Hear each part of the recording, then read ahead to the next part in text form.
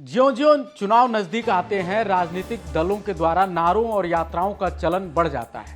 हर चुनाव में कोई न कोई नया नारा लेकर राजनीतिक दल जनता के बीच जाते हैं। आज हम नारों की बात नहीं करेंगे, आज हम बात करेंगे विपक्षी दलों के द्वारा की जा रही यात्राओं की। एक तरफ अब की बार 400 पार का नारा देकर सत्तारूढ़ बीजेपी ने विपक्ष को चुनौती दे डाली है, वहीं इस बार इस नारे का जवाब विपक्ष नारे से नहीं बल्कि यात्रा से दे रहा है। यात्रा और नारों का जो कॉकटेल है वो भारतीय राजनीति का पुराना हिस्सा रहा है।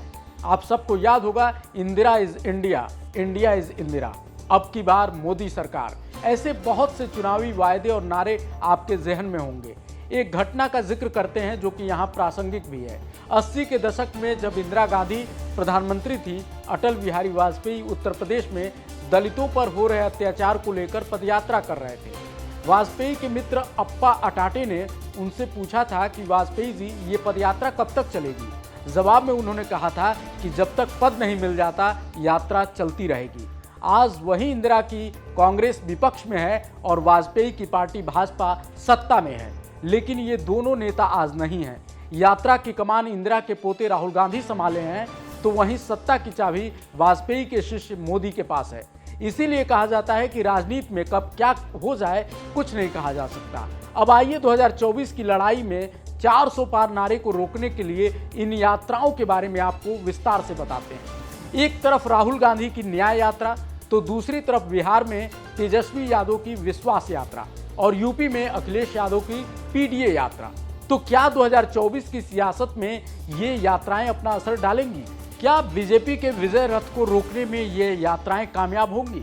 इन पर विस्तार से बात करना जरूरी है। दरअसल राम मंदिर प्राण प्रतिष्ठा और उसके पहले हुए विधानसभा चुनाव के नतीजों के बाद बीजेपी गदगद है। माहौल ऐसा लग रहा है कि बीजेपी 2024 के आम चुनाव में एक तरफा जीत दर्ज करने जा रही है। बड़े बड़े पंडित भी इसका दावा कर रहे हैं, लेकिन इसी बीच विपक्ष की तरफ से 3 बड़े नेताओं की तरफ से 3 जन यात्राएं बीजेपी के लिए नई मुश्किलें भी पैदा कर सकती हैं।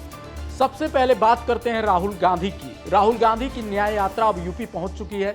पिछले बार राहुल गांधी की भारत जोड़ो यात्रा में जनता का अपार समर्थन दिखा था। इस बार भी जनता उनके साथ खड़ी दिख रही है। हालांकि नतीजों में ये भीड़ परिवर्तित नहीं होती है, इससे जरूर कांग्रेस के लिए अभी सोचने वाली बात है। लेकिन कहीं ना कहीं राहुल की इस यात्रा का दूरगामी फायदा कांग्रेस को जरूर होगा और यही वजह है कि राहुल गांधी लगातार अपने आप को जनता के बीच में बनाए हुए हैं और कहीं ना कहीं ये चीजें बीजेपी के लिए मुश्किल खड़ी कर सकती हैं।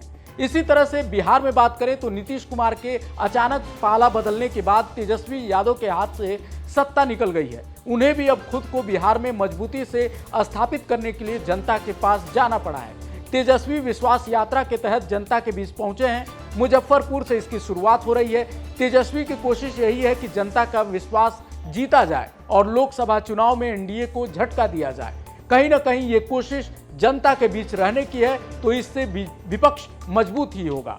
उधर यूपी में अपना जनाधार मजबूत करने के लिए अखिलेश यादव भी पीडीए यात्रा के तहत मैदान में है।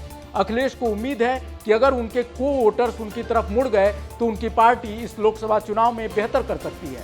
फिलहाल कांग्रेस और सपा में सीटों को लेकर तनातनी जरूर है, लेकिन ये यात्राएं अलग अलग ही सही, लेकिन विपक्ष को संजीवनी देने के लिए बेहद महत्वपूर्ण है। वैसे भी लोकतंत्र में मजबूत विपक्ष जरूरी है जो जनता के बीच जाकर संवाद करे।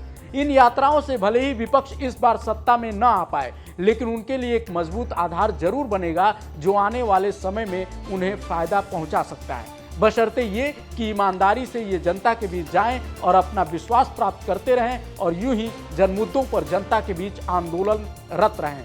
आपको क्या लगता है, इन यात्राओं का क्या कुछ असर पड़ेगा? कमेंट में जरूर बताएं। मिलते हैं अगले वीडियो में देश दुनिया की बाकी खबरों के लिए। देखते रहिए लाइव यूपी न्यूज़ 24। नमस्कार।